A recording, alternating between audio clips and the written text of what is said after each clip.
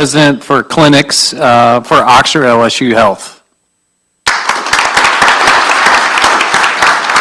Good afternoon. I have Mr. Mark Pierce here, the COO for Brentwood Hospital. And we have a lot of people on Zoom today. We have Olivia Dossett, Jennifer Elliott, Larry Ivinsky, General Jim Kowalski, Brent Latin, Greg Lott, Guard Waite, and Tori Thomas. Welcome, everyone. Thank you, Jared. All right, one thing, you know we don't sing the birthday songs anymore, but if it's somebody's birthday today, I like to acknowledge that. And one is Greg Juneau, and he's not here. Maybe away on business. And then James Hill today. Another thing I wanted to say, this month we've got 3 really monumental anniversaries here. Gene Richardson this month will celebrate 58 years in Rotary. 58 years, that's something. And then also Charles Grubb this month, 36 years, and UL Coleman, 39 years. That's excellent there too. With that, Lawrence, would you like to come up here? Oh, wait, you know what? I'm going to do Dennis first. Where's? Okay, come on up,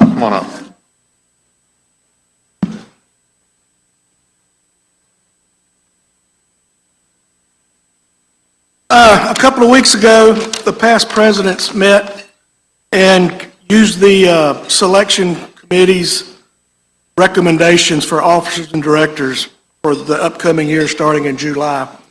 And we meet at Kiani's. There's about 15 past presidents there. And this is the slate of officers that we present the first Tuesday in December. And then next Tuesday, we'll actually vote on them. So for president, which there is no vote, she's automatic because Gail was elected last year. Gail Flowers will be our president. Greg Juneau moving from vice president to president-elect. And Jared Horton from secretary-treasurer to vice president. And our new, supposedly new when y'all vote next week, Mr. Brad Graff is going to be our secretary-treasurer and eventually president. So congratulations to all of you. As far as director goes, if y'all remember, we now have two-year terms. Starting or nominated for their 2-year term is, there's 4 people doing 2-year terms. Corey Boyette, Lyle Jenson, Olivia Dossett, and Lindora Baker are up for election. And returning for their 2nd year of their 2-year term will be Laura Baxter, Megan McDaniel, Mark Medicus, and Pierre Smith. So we'll have ballots on the table next week for voting.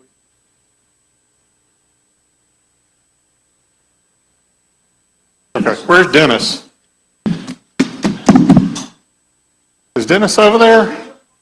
Thought he walked in. Okay, well, Dennis is. Come on. Come on, boy. Come on. We're all waiting on you. Hell. The meeting can start now. Okay. Yeah, please go ahead and start eating. Listen, what am I supposed to do? No, just kidding. Listen, I want to invite a special friend here to the podium. Francesca, would you please come up here and for a second? And I would like to have all of you recognize this wonderful person. Most importantly, a dear friend. And in a professional associate, of course, I benefit from her talents and as her client. But this phenomenal Rotarian who takes pride in her club and Rotary, like no one else that I know, former president of the club, with a small Christmas present, and this is the next level for the Paul Harris level up there. So please help me welcome, congratulate Francesca on her next level.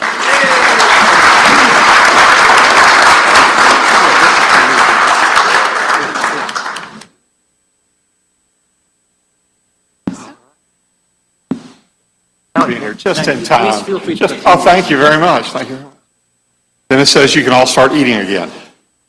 All right. So with that, let's get straight to the program. Now, I know Larry was going to introduce Tom. I don't have anything prepared, but I don't think we need a big introduction for Tom. Tom, everyone knows who Tom Arceneaux is. He is our esteemed mayor. He's our esteemed past president of this club and current member of the club in good standing. And he's here to give us the state of the city as of today. So please welcome Tom Arceneaux, Mayor.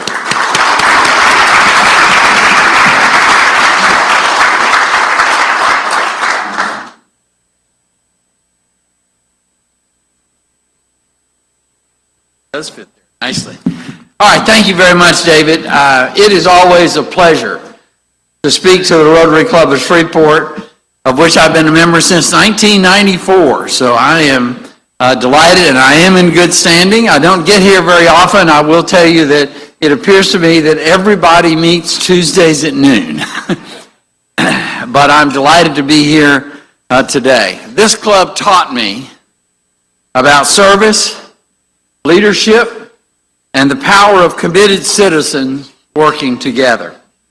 Rotary's four-way test remains one of the most concise and powerful guides for public life, and I am grateful for the role this club has played not only in my life, but in shaping the civic culture of this city. Today I want to share with you a clear-eyed view and an optimistic report on where Shreveport stands at the close of 2025. I'll highlight the accomplishments of the past year, outline the goals and challenges ahead, especially for 2026, and talk frankly about the proposed 2026 budget and our recent bond ratings by Moody's and Standard & Poor's. We have much to celebrate, but we have much work ahead.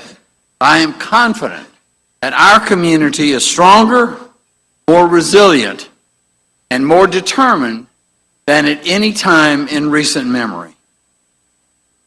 One of our most ambitious initiatives, the Block by Block program, has moved from concept to meaningful action. This year we cleared or remediated hundreds of blighted properties, targeted high visibility corridors, and partnered with neighborhood associations and nonprofit groups to reinforce stability in areas long neglected. Give you an example of how much work we did. We collected 810 tons of trash. So the more impressive number is that's 1.8 million pounds of trash. And we collected over 3,000 tires. But we didn't just tear down structures. We empowered neighbors.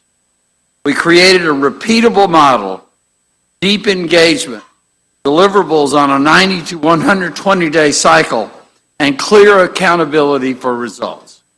And we saw results. Cleaner streets, safer corridors, renewed confidence in neighborhoods from Caddo Heights to Allendale.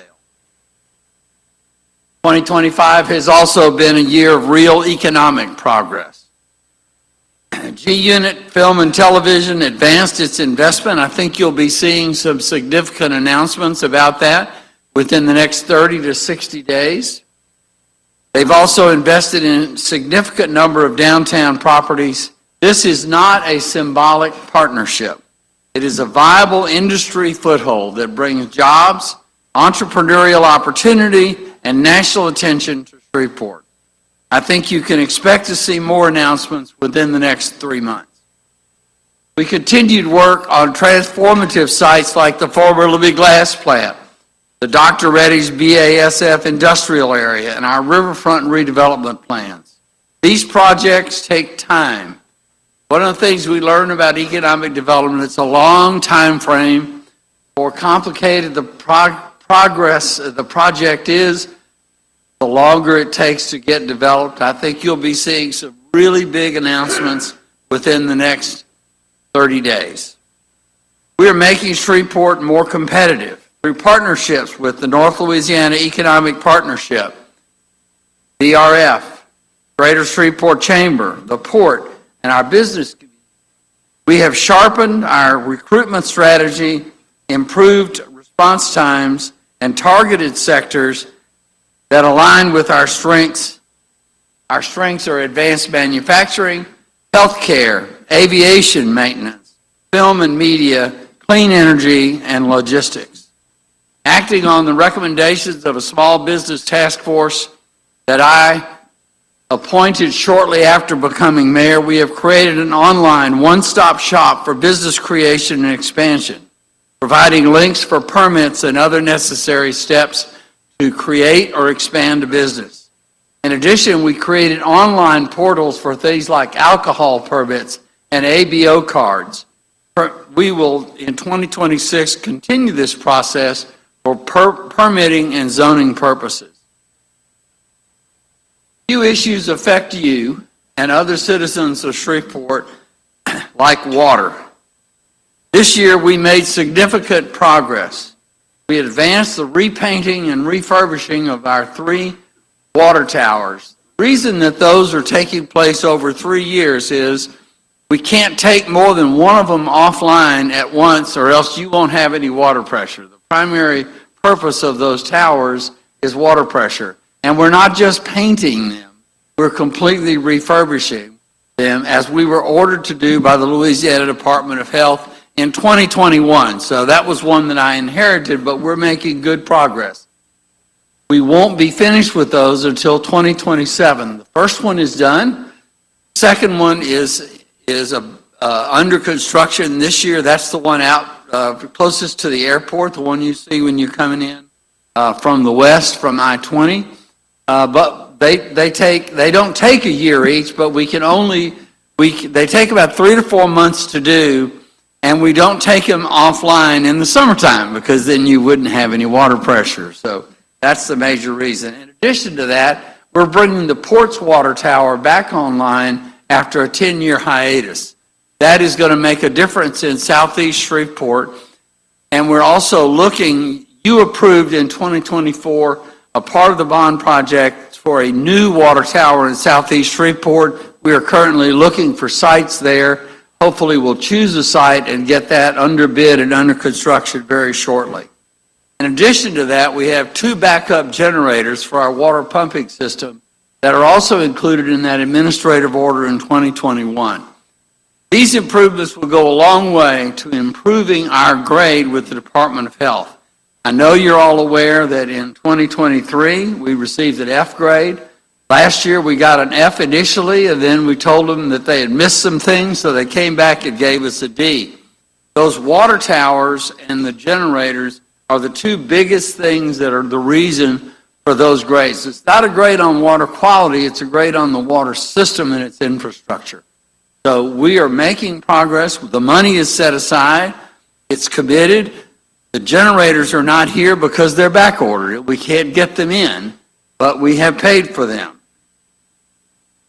While the widely publicized water system grades have stung, they have served as catalysts. We are investing in smarter monitoring, preventive maintenance, and engineering improvements that will create a more resilient system and improve grades in several areas. We have been in negotiations with the EPA and the Department of Justice over really since I took office and before I was in office, because we're under a sewer consent decree that we entered into in 2014 with over-ambitious goals. We had something in 2014 that we thought was going to cost us $350 million to complete. We've now spent over $600 million, and we're not through. In fact, we probably have another $900 million to do to comply with that consent. We have been in negotiations with the Justice Department primarily and a little bit with the EPA to change the nature of that consent decree so that we're better off with the priorities. The primary purpose of that consent decree is to eliminate sanitary sewer overflows, or SSOs.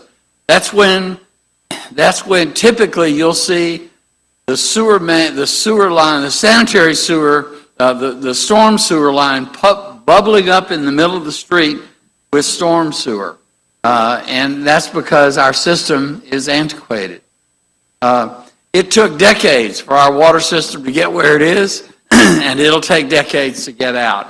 Currently, we're looking at trying to extend that timetable to about 20 years. There are two reasons for that. Number one is fiscal. That is, this is paid for by ratepayers, and our sewer rates are already very high. So we want to spread the burden, the economic burden of those improvements over time.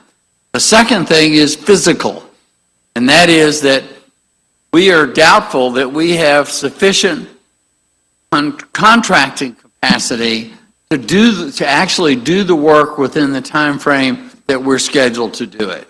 So look, we were making really good progress when the shutdown happened, and we lost 43 days, plus now everything has come up, and everybody's having to rush around with the work that they didn't do for that 43 days. So I was hoping we would have something on that by the end of the year. Now I'm trying to focus on the first half of 2020. In public safety, we are preparing to receive bids on the new police headquarters on December the 11th. That's a $28 million project that will create a central location for administration, for investigation, and it will be a significant building. We're going to use the facade of the James Gardner building, and the base of that, which of course was City Hall from the 1950s until the police took it over when city government moved to Government Plaza. And then we're going to take off the non-historical part of that building and build a new structure there. But I think you'll be very pleased when you see what we're doing. We opened the Monkhouse Drive substation. You know, in 2021, you approved a bond issue that included 3 substations. Those were not underway when I took office, but they are now. Monkhouse is occupied, and it's already making a difference in Monkhouse Drive between the airport and I-20. We're under construction and almost finished, really, with the North Market Street substation, and we have taken bids and are under construction on the Southeast Shreveport, which is at Cedar Grove Park. Downtown is coming back slowly, but it is coming back. It's coming back primarily in the smaller buildings. We know that the reduced occupancy of the towers in downtown Shreveport is an issue. City Council passed a vacant property ordinance that we hope long-term will encourage people to redevelop their properties downtown. Let me turn to the proposed 2026 budget, a document that reflects the values of our administration as well as the financial realities facing the city. The 2026 budget meets several key principles. No new taxes, limited use of one-time money for recurring expenses, a balanced general fund with an 8% operating reserve, clear priorities. They are public safety, key infrastructure, economic development, and blight reduction, and investment in our workforce. Budget asks the question, what can we sustain responsibly, and how do we position for long-term growth? The strategic investments we are directing are continued neighborhood investment, expanding block-by-blocks model, road and drainage improvements, water and sewer reliability, police and fire readiness, operational efficiencies through modernized systems. One of the things that we'll be doing, we'll be proposing an amendment to our budget that will help our fire and police to have a stronger income.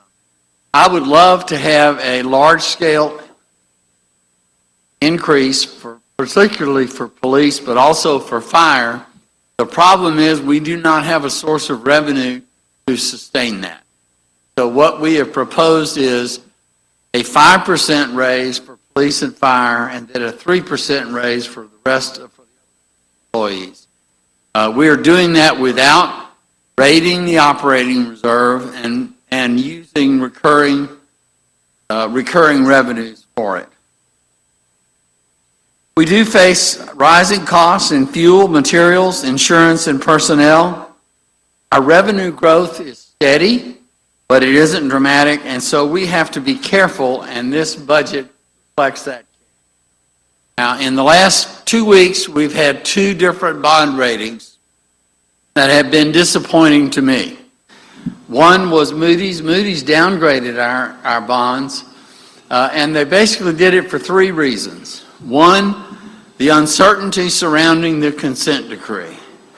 2, they're concerned that our operating reserve is not sufficient.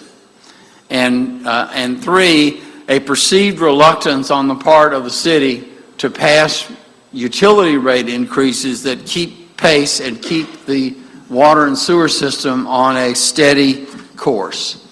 That means that we face the possibility, it's still investment grade, we face the possibility of a little higher interest rate, although we think we're still going to maintain our bond insurer on the commitment that they have made, and that will reduce that risk. The way that we've responded is a structurally balanced 25 and 26 budget, improved internal controls, increased reserves where possible, and better long-term capital planning. Our goal is not merely to regain the previous rating, it is to build a financial foundation that is stronger, more resilient, and more respected than before. On the positive side, Standard & Poor's did not downgrade us. They did add a negative outlook to their rating, and that primarily is because of the uncertainty surrounding the consent decree. We believe that that big factor is going to be taken away in 2026, and we'll have a much clearer picture. But Standard & Poor's did have some good things to say about Shreveport, and I want to quote that for you. Shreveport maintains many best practices deemed as critical to supporting credit quality. The financial practices and procedures include a well-defined capital improvement plan to support the consent decree and other identified projects, regular monitoring of budget to actual performance, and strong overall transparency and financial reporting. I believe we are on the right trajectory. 2026 will be a pivotal year for lots of reasons. Shreveport can continue its trajectory upward, but only with intentional, united leadership. We have some home run projects that will move the needle. I'm not at liberty to share all of that, but I do think you're going to see some major announcements within the next 90 days that will really carry us forward and make you very proud to be Shreveporters. We have industrial opportunities at the Dr. Reddy's BASF site. I think we'll have some additional work out of the General Motors plant. That's not in the city, but it sure does affect a lot of city workers. In 2026, we're going to continue to address critical infrastructure. We'll have additional bond-supported, general obligation bond-supported work on the water system. We'll continue to rehab our water towers. We'll install those generators, and we will have targeted street reconstruction as well as drainage improvements. To strengthen public safety, our priorities include breaking ground on the new headquarters, continued recruitment strategies. You may know that at the end of 2024, for the first time in 10 years, we ended up with more police officers on the payroll than we had at the beginning of 2024, and I believe we will do that again in 2025. So I hope we're starting a trend. You may have heard that we would like to have as many as 150 additional officers. We probably can't add those more than 10 at a time. And as a result of that, it'll be a long time before we get those. We're having to invest in technology and additional factors that will enhance the efficiency and effectiveness of our police force, and we're doing that. You know, we had a significant decrease in the number of homicides from 2023 to 2024, and so far this year, we are having another decrease, not quite as dramatic, but another decrease in the number of homicides, even with the recent homicides on the Clyde Fan Parkway. Our number of shootings is down significantly. Our violent crime statistics are down significantly. So Many of you are worried about crime. The situation with crime in Shreveport is getting better. It isn't where we want it to be, but it is steadily getting better. I want to close with an invitation and a request, and then I'll take questions. Shreveport's future will not be built by Government Plaza alone. Cities rise when civic leadership, business leadership, philanthropic leadership, and community leadership all align. This club, this room, is filled with exactly the kind of people who move cities forward. What I hope you will do is continue your involvement in the community.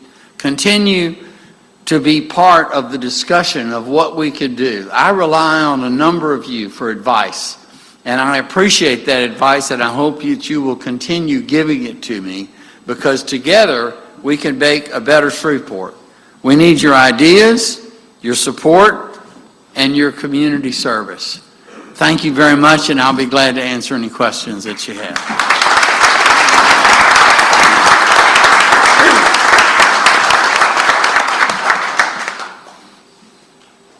And I think I only took 20 minutes.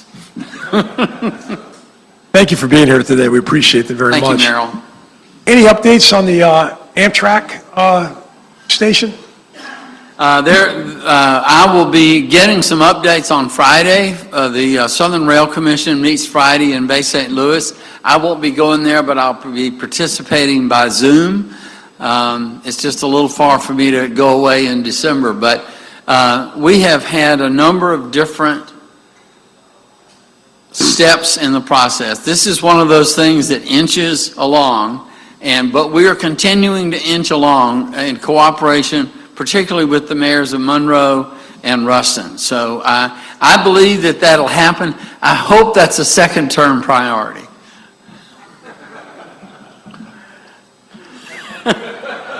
That's as close as I'm getting, Charlotta. That's good. I'd hate to have to remove you from the podium.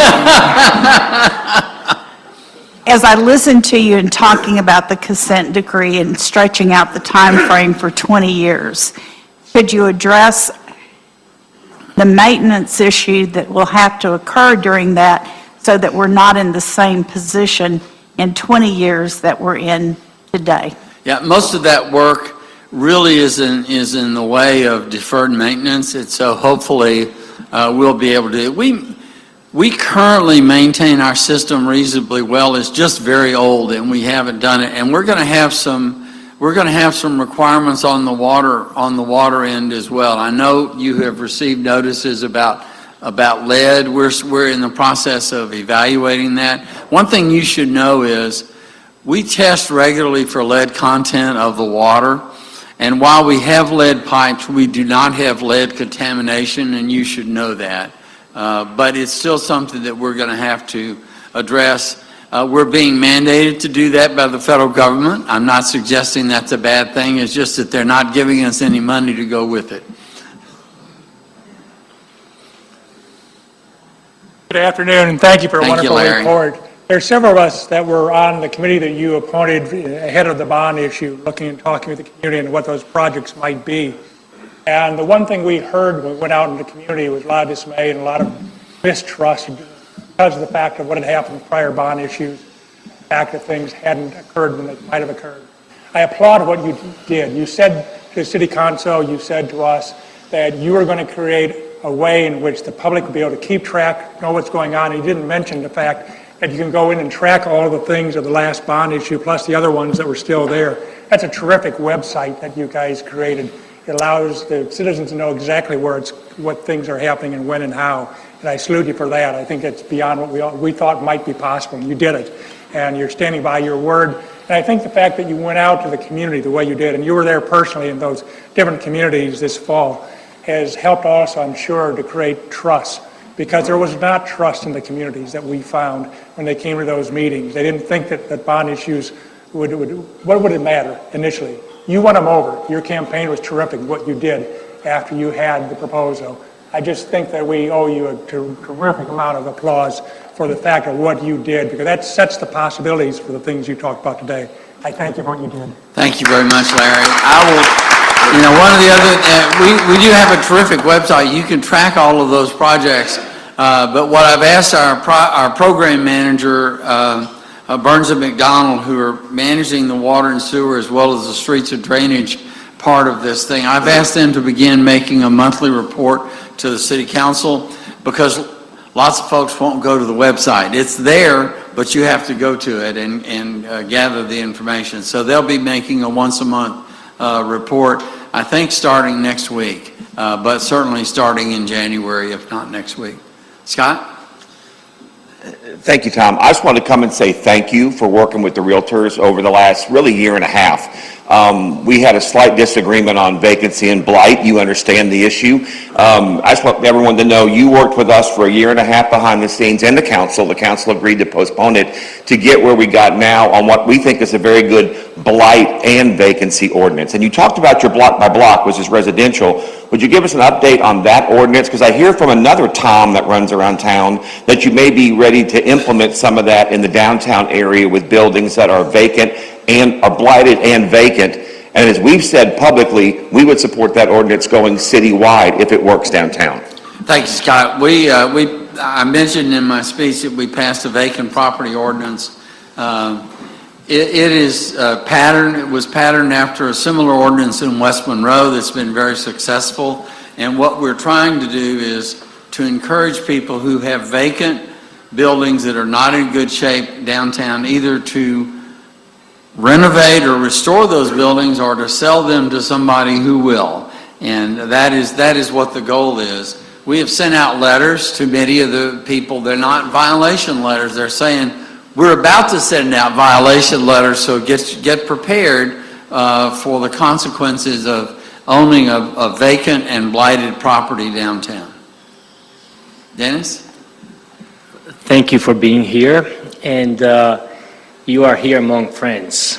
And I want to remove the bias out of the way and just thank you again for your service, for your consistent, steadfast, honorable, and scandal-free leadership. Thank you very much, Dennis. I appreciate that. We do work very hard. I get to do some fun stuff. I have ridden in speedboats. I have rappelled down a 15-story building. I have been in an Apache helicopter swooping down. I didn't even have to use the barf bag. And I go to lots of ribbon cuttings and events. But the hard work happens when I'm behind my desk. And we do work very hard. I have a great team. I have a terrific chief administrative officer. I have terrific department heads. You heard from Bernie Howard just a couple of weeks ago. You see the kind of people that we have that are working for you in the city of Shreveport. We appreciate the opportunity to do that, and we continue to be committed to giving you the very best government that we can with the resources that you provide to us. Jeb? Yeah, well, we're hoping you'll have a second term too. I'm very encouraged about collecting, tires and trash and blight. My company remodels bathrooms and all over the city, so we want to upgrade the neighborhoods.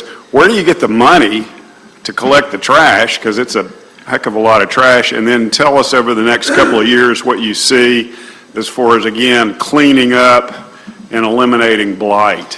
Yeah, what I expect is we won't do 11 cleanups in 13 weeks, which is what we did with block by block. Those turned out, they cost us about $15,000 per cleanup. They didn't all cost the same, but the average was about $15,000. So we spent about $170,000 of your hard-earned dollars, but we made a big impact. And a lot of that probably is money that we would have spent anyway. We just would have spent it in a less strategic way. And so I think this way we targeted it. It'll show up as, okay, this is what we spent on this. But for example, bulk pickup, a lot of the things that we did are things that we do on a regular basis. We just don't focus on a particular neighborhood when we do it. we're looking at the possibility of doing those cleanups on a quarterly basis, similar to the Great American Cleanup that happens once a year, so that we can still go into neighborhoods and have the kind of impact that we had. Ultimately, the litter and tire problem, we're installing cameras at a lot of those dump sites to try and identify. What we believe is happening is that some of the less reputable tire shops are collecting, when you go and replace your tires, you pay a fee to recycle that tire. And they collect the fee, but they don't necessarily do what they're supposed to do with the tire, and they go out in the neighborhood and they dump tires. You don't come up with 3,000 tires because Joe and Mary happen to change a flat and change a tire on their car. There's something else that is responsible for that, and we're trying to investigate and catch those people. The other thing is housing. Tell me about, it's a problem, obviously, all over the country, but, increasing the housing here. Increasing the housing stock is important, and really, to me, increasing ownership housing stock is important. Because my own experience, and I think the experience that most of you have just from living your life, is that when you have a higher incidence of home ownership in a neighborhood, that neighborhood is more secure and more stable economically. So that's where we want to try and focus. It's not to say that we'll ignore rental property and housing for people who have to be renters, but we really want to look at programs that will enable people to own their homes. But once we have them owning their homes, they have to know how to do that. They have to be prepared for the costs of home ownership. You got to replace your own light bulbs. You got to maintain your own air conditioning. You have all kinds of things that come with home ownership that people who have not been homeowners before discover. All of us had a first home, and we thought, this is great. I'm not having to pay rent, but I'm also having to pay for things that my rent covered from time to time. And so you have to put aside some money for maintenance, just like we do in government. Thanks, Mayor, for being here. I've got a question for you. What's your thoughts on the possibility of using the National Guard in Shreveport? Because that's come up nationally. It's come up from the governor of state of California. Well, why don't you do something in Shreveport besides Los Angeles or San Francisco? Because we have the Speaker of the House, and this is his district. Well, first of all, most of the time the National Guard are used in ancillary activities. They're not really patrolling. The District of Columbia is a little different because that's a federal territory, basically. We have been discussing with the National Guard the possibility of perhaps being able to help us in the area of property standards by demolishing some of the apartment complexes that are vacant, abandoned, and are hotbeds for crime. And that would be a way that we can do that. I don't foresee National Guard people making patrols at Shreveport, but the governor controls what they do and what their task is, not the mayor. I have received a commitment from the Adjutant General of the Louisiana Army National Guard that whatever happens with the National Guard, if and when they come to Shreveport, we will be very much involved in the planning and the use of National Guard. So I really applaud the General for making sure that we will have input into how the Guard would be used if and when they're sent to Shreveport. Hi, Mr. Mayor. Obviously, one of the problems that we face as a city is population loss and loss of tax base. What can the city do as a municipal government to entice, recruit, or even incentivize people to move to Shreveport? It's a great question. I wish I had a silver bullet kind of answer, Jesse, but I don't. I think what we're trying to do is to make it easier for people to develop and redevelop on the inner city. I know that lots of folks in your age category and younger are interested in being urban dwellers.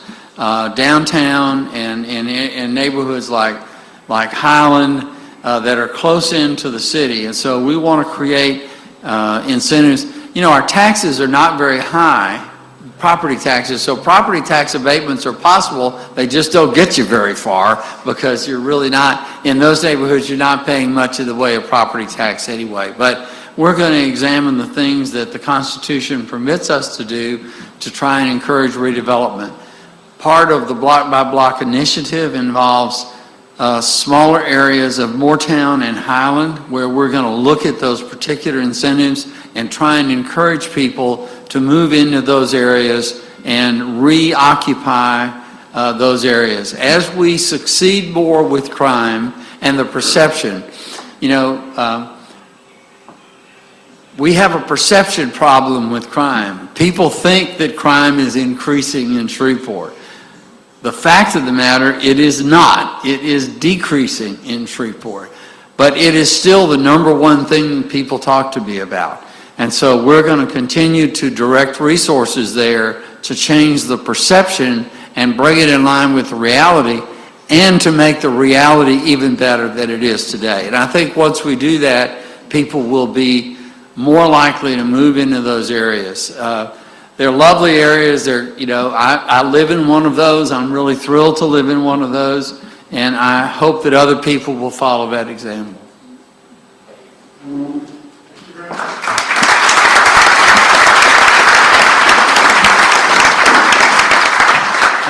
Tom, in light of all your fiscal responsibility, we're not going to give you a gift for sure. Very, very good. That's good. I brought you one. No, you did. No, in all honesty, because he's an elected official, we're not going to give him anything. It will be improper, but we can give Elizabeth something before she leaves. All right. That was fantastic. It's always great to hear what's going on in the city, and it's very concise and good reporting. I really appreciate it, Mr. Mayor. Okay, so first, well, let's do a drawing for the Rotary Foundation. We collected $106 today, $53 for the foundation, $53 for the winner. Ticket number 403. Who has 403? All right, there you go. Roll it over. All right. We always say this, but does anybody in here not know what roll it over means? Everybody's been educated. That's good. All right. Visitors don't know. Okay, that's a good point. So we have the Rotary Foundation, which is a charitable foundation of Rotary. And when they say roll it over, instead of taking the money themselves, it goes to the Rotary Foundation. And it also benefits their Paul Harris Fellow points. So they get closer to a Paul Harris Fellow. So, Robert, you're 53 points closer. You can do it. And it's a 2-for-1 match right now to the end of the year. So this is the time to give money right now. Now that won't turn into $106, but you got 53. All right. Next we've got the Roseneath Flowers, 460. 460. Who's going to make somebody happy? There you go. All right, Mark. We've got 1/2 dozen eggs from Andy Sheehy's Chickens. He said they're very cold right now. 337. Who's got some frozen chicken eggs coming your way? All right, there you go. Now we got a real treat. Well, from the mayor, he has gifted the club an I Love Shreveport mug, and that's going to go to 467. 467. Mark again? Oh my goodness, you're lucky. All right, let's move these around a bit, get a little lower number. All right, and then, let's see, Randy, where's Randy Alford? Randy brought in 2 different pastries from Julianne's. You should be modeling them up here, Randy. So the first pastry will go to 248. 248. Did you get that? Who's 248? All right, there you go. Well, you got that. And the second pastry goes to 347. 347. All right, Mark, there you go. All right, so next week, we've got holiday music with the Barbershop Quartet, which is always great, so please join us then. And I hope everybody had a great time at Rotary. I appreciate Tom and certainly Elizabeth and all the guests that joined us today. If you will, please stand up and join me in the five-way test. Of all the things that we think, say, and do, is it the truth? Is it fair to all concerned? Will it build better friendships? Will it be beneficial to all concerned? And will it be fun? Rotary is adjourned.